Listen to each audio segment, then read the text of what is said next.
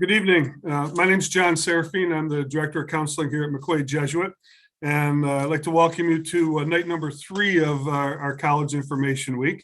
Hopefully you've had an opportunity to watch some of our presentations the previous 2 nights.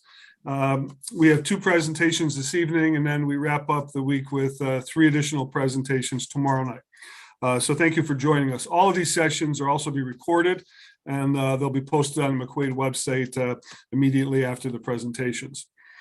I'm very happy that to introduce our first presenter tonight, Matt, I always butcher Matt's name. Matt Kwiatkowski is the Assistant Director of Undergraduate Admissions at Canisius College. And Matt's presentation tonight is titled, Why Stay Jesuit? The Benefits of a Jesuit Collegiate Experience.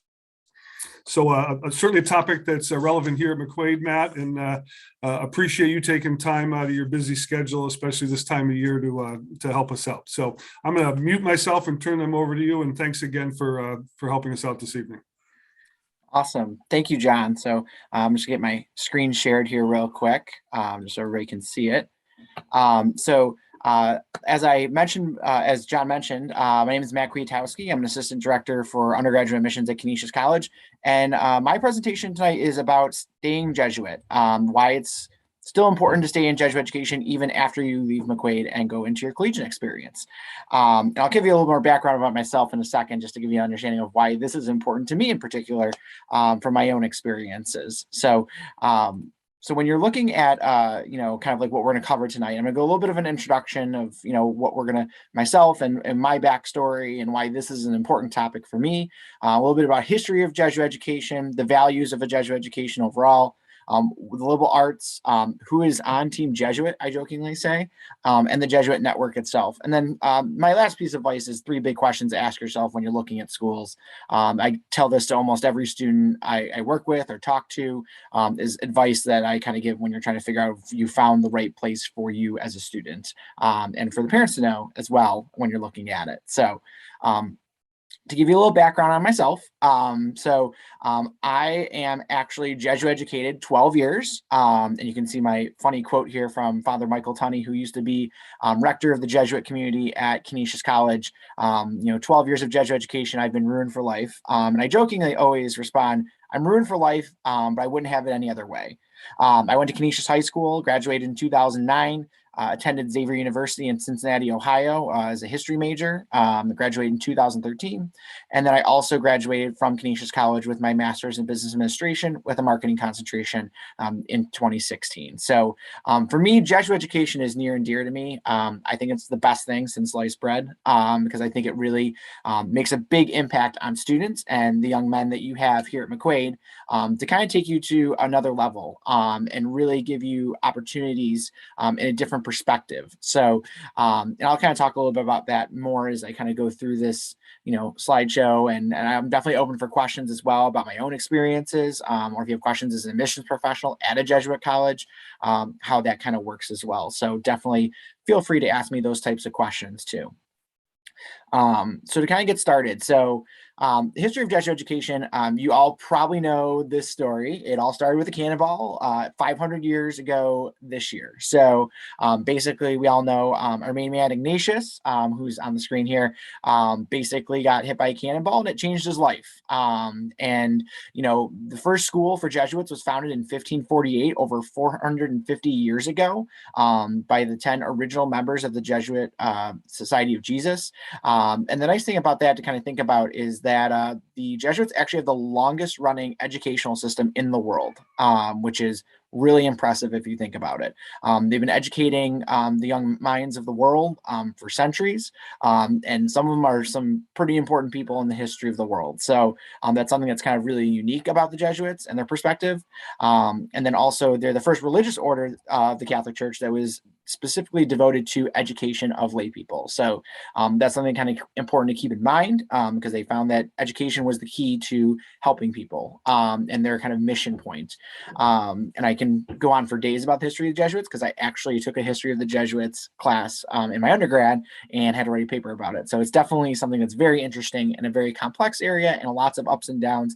But right now it's I think, kind of the gold standard for an educational system that survived the test of time. So, and we'll talk about what are those things that make Jesuit education so unique, and really make it something that's special and that's been longstanding over the centuries, despite a lot of stuff going on. So when you're looking at, the values of a Jesuit education, they kind of focus on a couple different things. So academic rigor and intellectual inquiry. So the Jesuits have always been known for academic excellence in challenging their students, but also having students have to put a robust educational program in front of them to understand whatever topic or field they're looking at. It's not just about being, proficient in an area, it's about mastery in an area and developing those areas and really kind of challenging what is the norm of what it is in that area and really taking it to the next level. And that's really what plays into some of these other key values of Jesuit education are. So magis, you guys all know these kind of qualities and attributes. Magis means more in Latin. So you really strive for more in what you do. I always give the example of when I'm talking about a student going for a biology major or an accounting major, is that you're going to do biology, but you're going to do it with a purpose. You're not just going to settle for the easy answers or the way things are. And that's really what Jesuit education always is strove for, and really kind of focused on, is taking you to that next level. But it also means, I kind of also say, magis means more, but also means that you don't have to be the best every day. It's really about being better than you were the day before. That's very attainable. It's something that's very easy to do and very, set you up for a success level that isn't just unrealistic. Because a lot of times we always strive, like, we gotta be the best, we gotta be the best, we gotta be the best. It's like, no, how about we just be better than we were yesterday? And that's an easy, attainable goal. And that's why Jesuit education is so approachable, because it doesn't put a burden on you to be the best. It puts a burden on you to be your better self every day.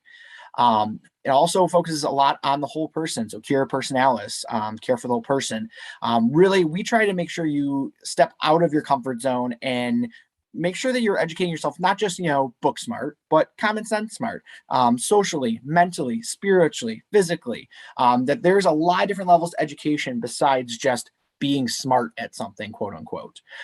It really kind of takes you into a different level of understanding your mental health. How does that impact your life? How does it impact your relationships? How does it impact how you do your job or your profession or your aspiration that you want to go do? You also really have to focus on, your physical health as well. And how do you take care of yourself? How do you take a break for yourself sometimes?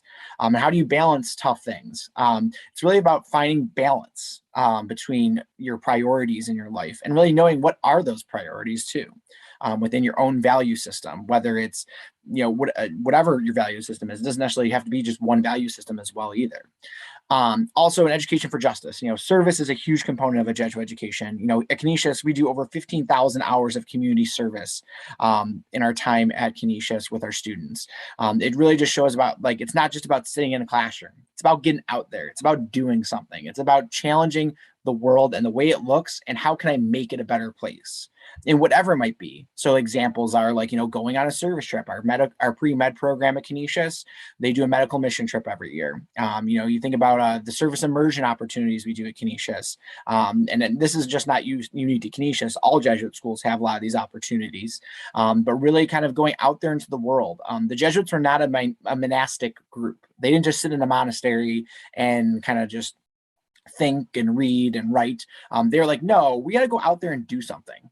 That's really what we do. And you guys know this from your own experiences at McQuaid, that's something that's really important. It's important to get out into your community and seeing how you can impact your community. But I also say that with that community aspect is really that Jesuit education focuses on students being the impact. We're all highly touted schools. I mean, the names: Georgetown, Xavier, Canisius, Lemoyne, John Carroll. We're associated all together as one group, and we're all great schools, and we all have the same mission driving us. But really, the best thing that we send out into the world is Jesuit educated young men and women to really kind of go take the world by fire and kind of make their own impact wherever it is. The last piece, and I'll kind of tail back to career analysis for a second as well, is that we're welcoming of all student backgrounds and all faith backgrounds. I always tell students that, a Jesuit education strives for a student to see the value in all people and things, not just the people you want to see value in. That's very challenging sometimes in the world we live in, because there's always somebody on the opposite side of what we're kind of thinking, or what our beliefs, or what we do, or how we kind of take and approach things. There's always going to be people with different perspectives. And it's one thing to have different perspectives. It's another thing to respect those perspectives and come into a place where you can actually work with people. Because 9 times out of 10 in any profession you do in your professional life is about working in a team, which is, we'll talk about that in a little bit, but that's really important and a really big skill to develop when you're in Jesuit education. One thing I didn't mention is, when you're looking at the whole person and educating the whole person, retreats are a big part of it too. So I know at McQuaid, you guys have Kairos retreats. I went on a Kairos retreat at Canisius High School myself. It was a life-changing experience. We have that at Canisius College as well, as a really good experience to really get you out there and kind of still get that connection with other people that's at a different level than what you're used to. So that's something as well to kind of keep in mind, and kind of, when you're looking at Jesuit school, that is a big unique identifier, that kind of development as a whole person, not just you being really good at something and kind of get you the best job or whatever it might be. It's really about developing your personal relationships to the better part that they can be, your work relationships, the better part they can be, the world itself and what you're going to make an impact on, whether it's this much or if it's this much. So that's something to kind of keep in mind.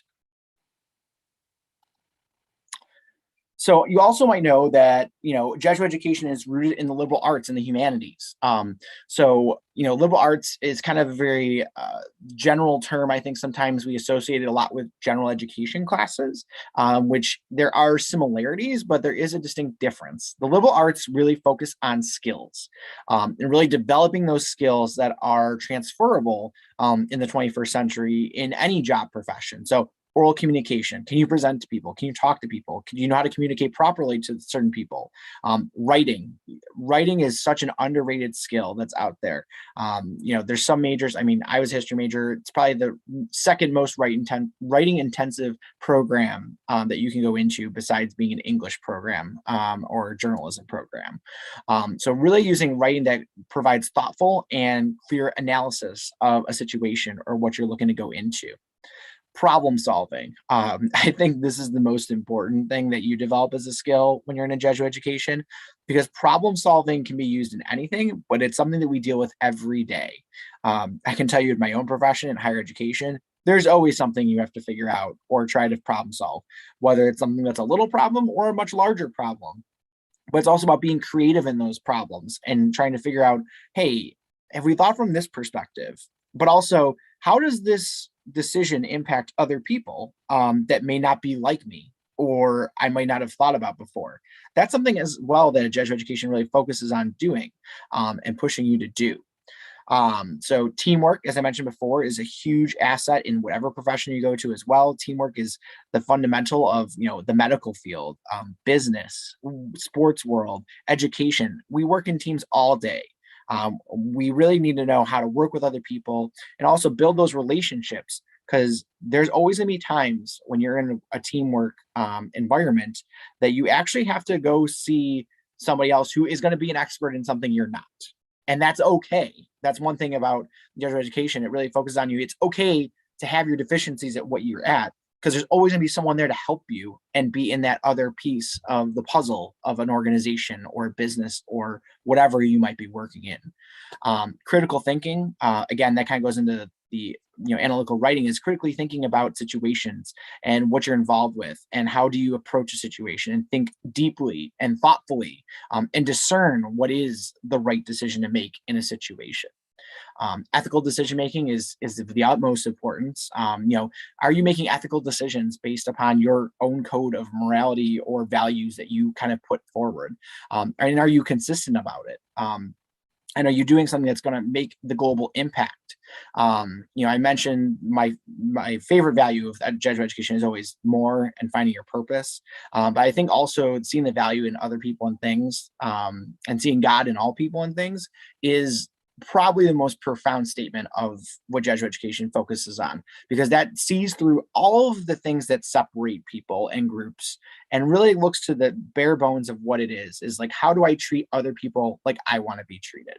And how do I build value in people that I don't necessarily always see the value in, or I've never even thought about? You're going to push yourself to be like, hey, what about that guy on the corner that I drove by? What's his situation? What can I do to help him? What could I do to help change the world? Whatever it might be. And then social justice, of course, kind of plays into that as well, is that do you strive for justice in the world in trying to make an impact and helping those people on the margins?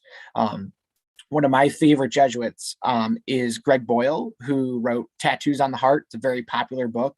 But he always talks about how with his gang rehabilitation program that he runs in California, and he will be coming to Canisius next year to talk, which we're super excited about. But that basically, like, if we're all going to the margins of our society, they no longer become the margins, they are the norm. And that's something that Jesuit education always pushes you to do, is go to those margins. Because once you go to the margins, that's where you're going to see God in a lot of ways. I mean, go to those places and really recognize the difference you can make in things. So that's something that's really important. And these are just the general liberal arts pieces. And I can tell you that every school is going to talk about how they do these things or have certain values that they put forward, but Jesuit schools really live them out. You know this a lot because of what you are currently going through at McQuaid Jesuit, but it's the same way at the collegiate level, but even to a more advanced level and to a new level of maturity and discussion that you're probably not used to at a high school level. So that's something that's also really important. Now, kind of thinking about like who is part of Team Jesuit. So obviously you guys go to a Jesuit school right now. I went to a school not too far from you guys. That's almost very similar. Actually, your principal at McQuaid was my AP European history teacher, Mr. Adam Baber. So I know a lot of people at your school as well. But that's something that's really unique, is that this Jesuit network is global. There's over 200 global institutions that are tied to the Jesuits and their organization as part of the Catholic Church. But we have 27 different Jesuit colleges in the United States. All of them are great places. And I've personally attended 2 of them. I visited countless other ones. And I have to say that it's a network that crosses institutions like nothing I've ever seen before, which is kind of unique and different, where I kind of like, I don't know, it's very hard to explain it, because I would say you have this kind of other family out there as part of Jesuit schools. We also notice where they're located is also unique. Most Jesuit schools are located in urban centers. They're located in cities because typically they were put there to serve populations of people that were on the margins when they were founded. Canisius's history is tied to immigrants that came to the Buffalo area, German immigrants. And we actually were founded to help those students and young men find education in a world that didn't necessarily want them there. And that's something that's really cool, is that our location lends to that. And we're still doing that. We're proud to say at Canisius, we just had the most diverse class in our 150-year history of people of color, religious backgrounds, geographic diversity, and also from first-generation student standpoint. So we are really always still trying to help people who typically are on the margins or might not have those opportunities handed to them or given to them necessarily right up front. So that's something that's really great about Jesuit schools. They always have that mission kind of driven home and as part of them, whether it's in the curriculum or in their extracurriculars or anything else they might be doing. But like I said, the nice thing is also with our Jesuit network, we do a lot of things together. The AJCU, which is the Association of Jesuit Colleges and Universities, which connects all of us. We actually do conferences all the time.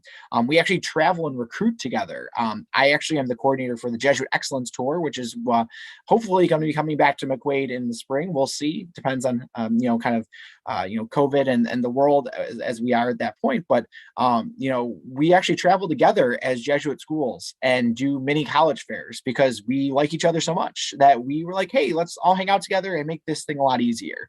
And the nice thing too is that we also have a familial relationship. It's not just about like, oh, like Canisius wants to get the most students here. It's like, oh, like you have a program you're looking for. Like, oh, I don't have nursing at Canisius, but oh, Xavier has nursing. You should go talk to them. Or if someone has animal behavior that talks to them, They point them towards Canisius. So it really just shows that we're a network that's really rooted in community, kinship, and family, which I think is really cool.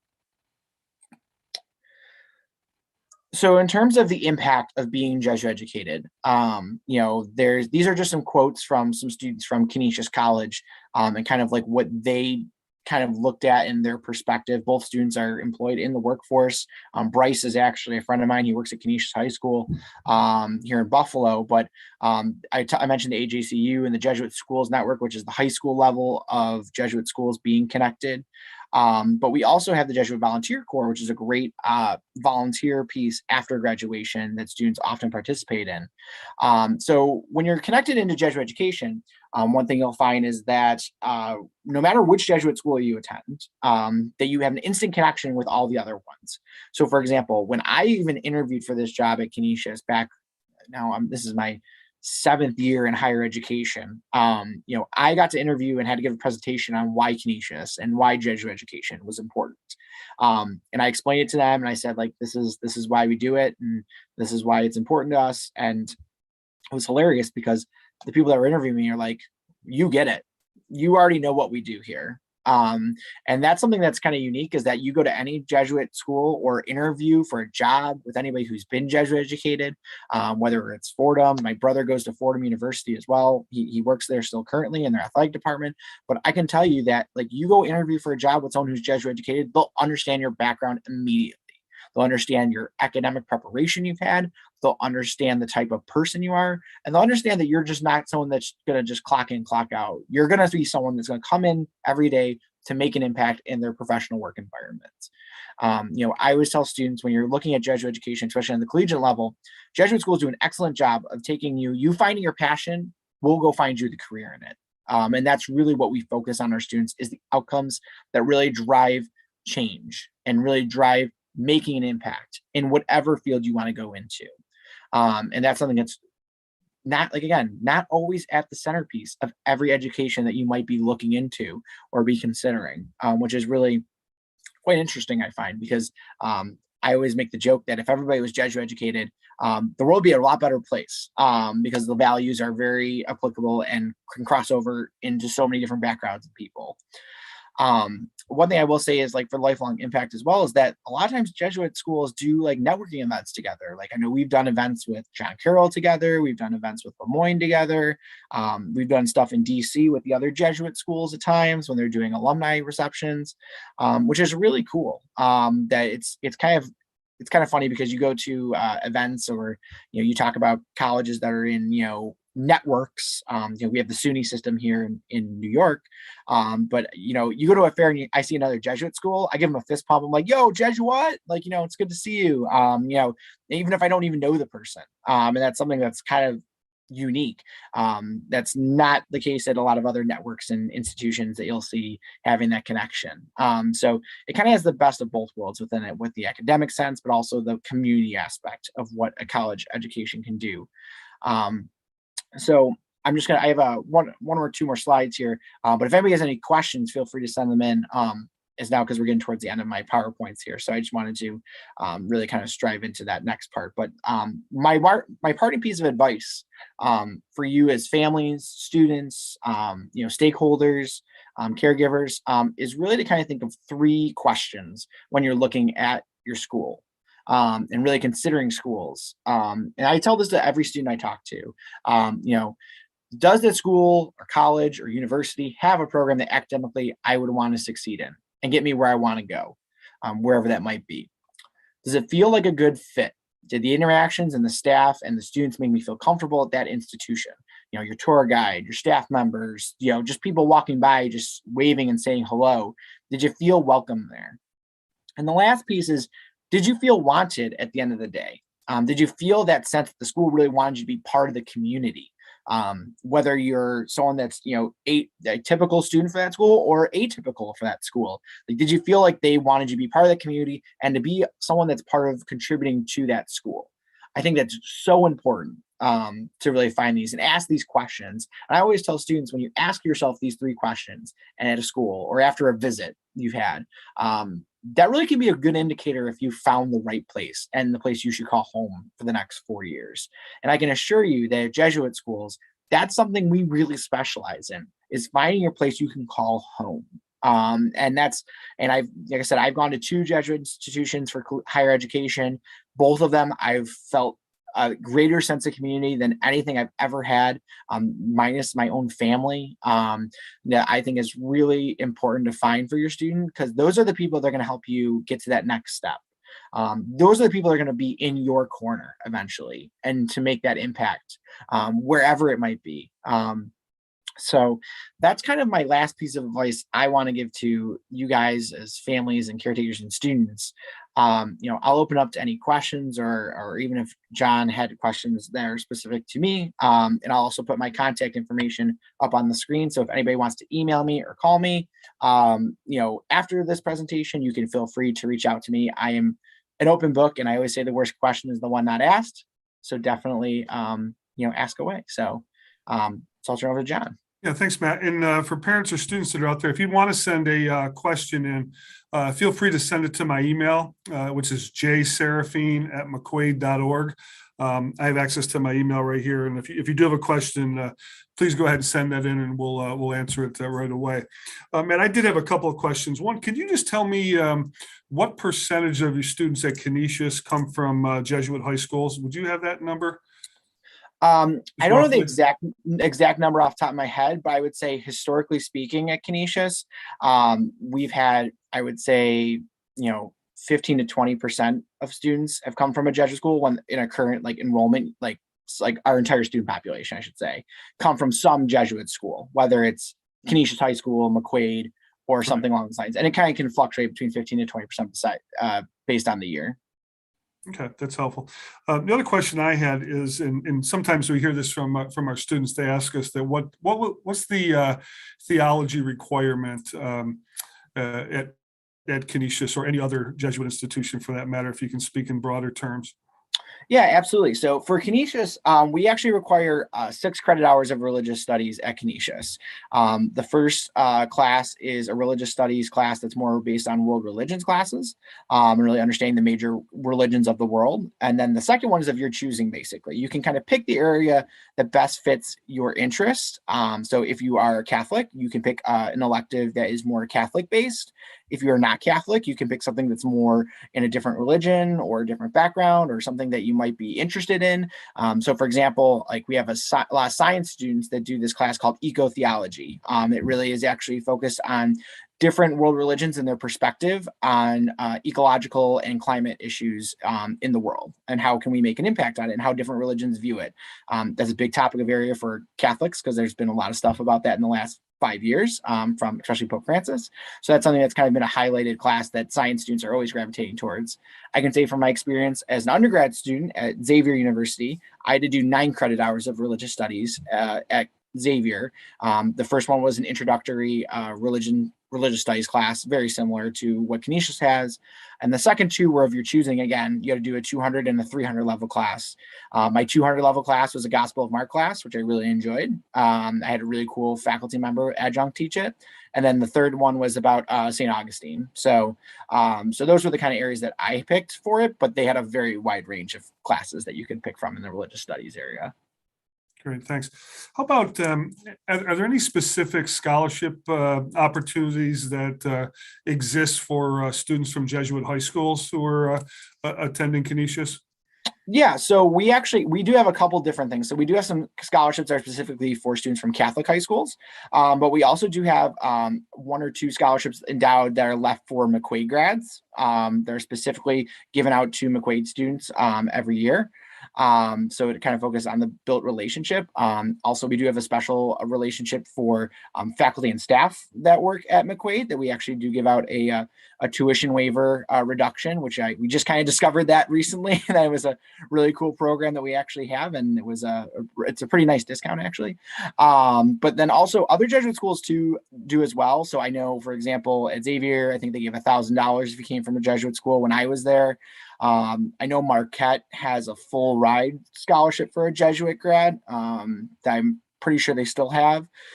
So most, if not all, the Jesuit schools have something that's tied into giving back to Jesuit schools specifically. But I will say another thing to kind of keep in mind is when you're applying to Jesuit schools in general from McQuaid, is that the Jesuit school you're applying to will understand the type of education that you're getting at McQuaid, because most of us have a partner high school associated with us. So we kind of have schools that are very similar to McQuaid, that are very familiar to us. So I think that's something that's kind of really nice, is that we send a profile with every school that we apply to, that we kind of get a background on your school, what they offer, APs, college level classes.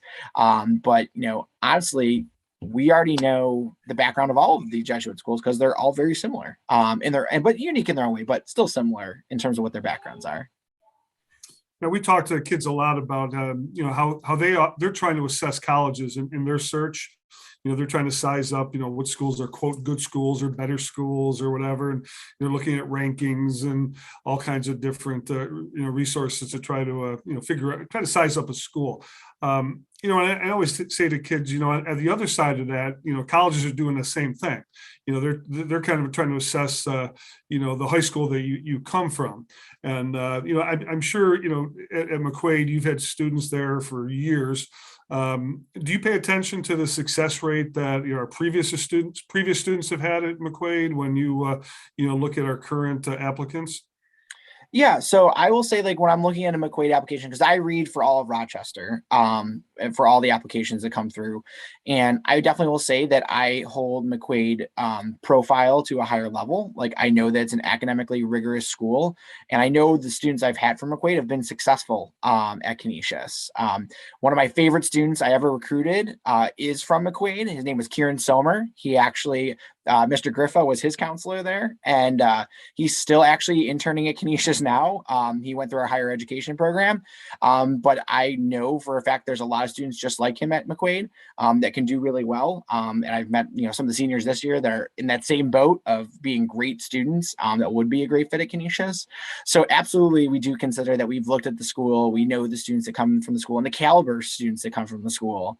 And really the success they're going to have from it. And also, that also is a double, I didn't mention this, but a double level of alumni network that is really hard to replicate, because, if you go to McQuaid and Canisius, for example, there are a lot of McQuaid to Canisius guys out there that want to help out current McQuaid students or an eventual Golden Griffins in the next step in the job field. So I think it's something that's also really important. I would say that connection is even stronger than the typical, whatever high school you're coming from in college that you eventually attend, because we're so intertwined and connected because of our shared mission and values. And can you just talk a second too about community service opportunities and volunteer opportunities? I think one of the beauties of, or one of the strengths of the Jesuit education is that our kids are coming out with, our kids here are coming out with at least 100+ hours of community service. And, sometimes people are always saying, well, it's required.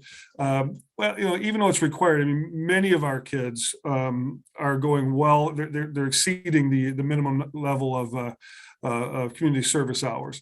So can you just talk about how that plays out in the admissions process and how it translates, when they get to the school like Canisius? Yeah, absolutely. So I will tell you right now that when I am reviewing an application and I see community service, because in the common application, you do have like an activity section where you'll actually list stuff that you do or community service that you participate in. And I actually will look at that. And if I see a significant amount of community service, or, like, as I already know, the requirements that McQuaid has on community service, I will recommend them for our Martin Luther King Scholarship, which is actually a service scholarship at Canisius. And many schools will look at those type of things to kind of consider people for additional opportunities that might not be like immediately given out for a student. That service one is really, it's a separate application that you actually have to apply for and do a separate essay for. But it's an additional $1,000 a year just to do it. And it's really with maintaining community service while you're at Canisius. So, and I know that we're not alone in that kind of thing. Like, I know at Xavier, they have like a fellowship program for community service that, I applied for when I was looking at there for undergrad. But there's definitely different avenues at different schools that you kind of can pick on and actually get chosen for, just based on having that background and the activity base. It also can open up other opportunities as well. So, like I always say with the pre-med, for example, is a field that we kind of talk about pre-med and people think that it's just about being smart in biology or the sciences. But really having that empathetic and community action and community service and altruistic sense is very important if you want to go into the medical field. And I can tell you our pre-med director says that all the time. And actually, I know we're working on hopefully bringing our pre-med director to McQuaid in the spring to kind of talk about this kind of stuff. Which I'm super excited for because we've done it with other private schools in Buffalo, that she always talks about. The biggest thing is that you actually get out of education and is that it's such a good fit for going into pre-med because of what you really focus on, the values it has, the academic rigor. It all plays into going pre-med. And that's why it's such a good fit for anybody that wants to go pre-med or pre-health professions, I should say. So I think that's something that's kind of really neat because that's a real tangible example of a program taking Jesuit education, putting it mixed in with all the science and technical stuff of it and making it just as important as the actual technical side of the major, which I think is really important. And I got a couple of questions that were just sent in, and actually both of them are just specific to Canisius, if you don't mind answering them. Yeah. The first question I had just basically says, what are the most popular majors at Canisius? Yeah, absolutely. So I would say our top 5 majors, and they generally stay the same, is biology is number 1. So biology is our largest major overall by a good margin. Second largest would be our psychology program, is also our second largest. Our third largest is our animal behavior, ecology, and conservation program, which is a very unique major, as you can imagine, for anybody that works in the animal field. And then we also have accounting and finance are our other top 5 programs in terms of size. So, and we've been known for business for a long time. Like I said, I'm a graduate of the Master's in Business Administration program myself. Finance actually moved ahead of accounting this year. The accounting department's a little jealous of that, but, finance moved up. The Wolf of Wall Street stuff kind of gets it going with the finance stuff a little bit. So, but it's both of those programs are excellent as well. So those are our top 5 majors, but we have over 90 plus different majors, minors, and pre-professional programs at Canisius. Okay, and kind of leads into the next question is talking about pre-med and pre-law. I don't know if you have these statistics off the top of your head, but the question basically says, what percentage of Canisius grads who apply to law school are successful in their applications or apply to med school are successful in their applications? I don't know if you have that. I actually do have those numbers. We're very proud of them, so that's why I know them. So our pre-health profession acceptance rate is 86%, which is like double the national average. And that goes for all pre-professional health programs. So pre-med, pre-dental, pre-pharm, pre-PA, pre-PT, pre-OT, any of those areas. So we have an 86% acceptance rate for our students going that next step. We also have a couple of different early assurance and joint degree programs are available to students through like LECOM. We have some with the University of Buffalo and some with SUNY Upstate. Now I will say those joint degree program numbers actually don't play into that acceptance rate number. So that acceptance rate number actually probably would be even higher if you included the joint degree and early assurance students. And then for pre-law, we also have actually have an 87% acceptance rate into law school. And again, that's really close to being double the national average in that field. With both those majors, you can be any major or with both those pre-professional tracks, you can be any major at Canisius. So you're not limited to just one area. And we do have a fast track law program now with the University of Buffalo. So you actually can do a 3+3 accelerated track for law school if you choose to do that. And I will say for acceptances wise, because this is always the follow-up question is, where do your students go? So the University of Buffalo obviously is our largest school that we send students to because it's just in terms of quantity, because it's literally right here. But we have students go to IV, pseudo IV, for example, pre-med, Georgetown University. We actually have scholarships left at Georgetown for pre-med students that go there because our pre-med center was actually funded and endowed by a gentleman who went to Canisius and then went to Georgetown for his MD. So it's kind of we have a nice little connection with Georgetown already. We usually send about 1 or 2 students a year to Georgetown a year actually to go for their medical school, which is amazing regardless of where you're coming from. So that's something we're really proud of. Nice. And I'll take one last question, if you don't mind. It just basically says, what's your policy regarding visitations right now? Are you allowing families on campus? Yeah, so we are open. We've been open since not this past July, but the July before it actually for visits. So we're in person, available if you want to come see us on campus. We do weekday visits Monday through Friday. We do have Saturday visits as well. So we actually, I know a big time to visit for juniors and even for seniors that still need to go visit is February break. We have appointments open all that week. So if you ever need to sign up for a visit or need help signing up for a visit, you always can feel free to email me or call me. I'm more than happy to set that up and kind of connect with you. We also do major open houses and stuff like that as well. We had 2 open houses this past fall. We'll probably have 1 open house in the spring that's more for juniors.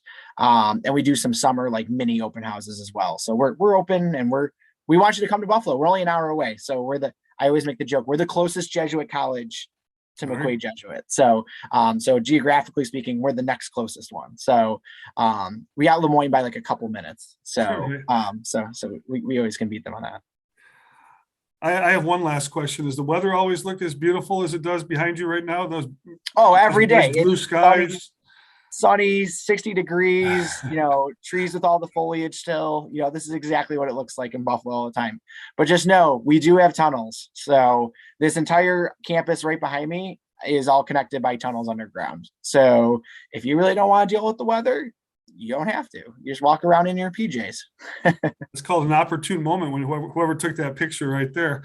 It looks beautiful. I'm looking out my window here in Rochester and it's snowing and blowing and a little bit miserable. So. Yeah, it's Buffalo. You can get all 4 seasons in one day. So you never know. Cool. And you can ask your principal about that because he definitely knows about that. Well, listen, Matt, thank you so much for being here tonight. And thank you for the partnership that we have with you. And you're a good friend of McQuaid and our students. And Canisius continues to be a popular place. And so does Jesuit education. I think we're all on the same page when we agree there's certainly unlimited benefits to a Jesuit education. And you're a perfect example of that. So yeah, awesome. Thank you so much, John. Okay. Thank you, Matt. Appreciate it. For parents that are out there, again, we'll black out here for a few minutes, and then I'll be back on at 7:30 for a presentation that I'll be doing about the SAT and the ACT and test optional policies, et cetera. So say goodbye for a couple minutes, and again, feel free to tune back in at about 7:30. All right, thank you, and thanks again, Matt. Awesome. Thank you. Right, bye now.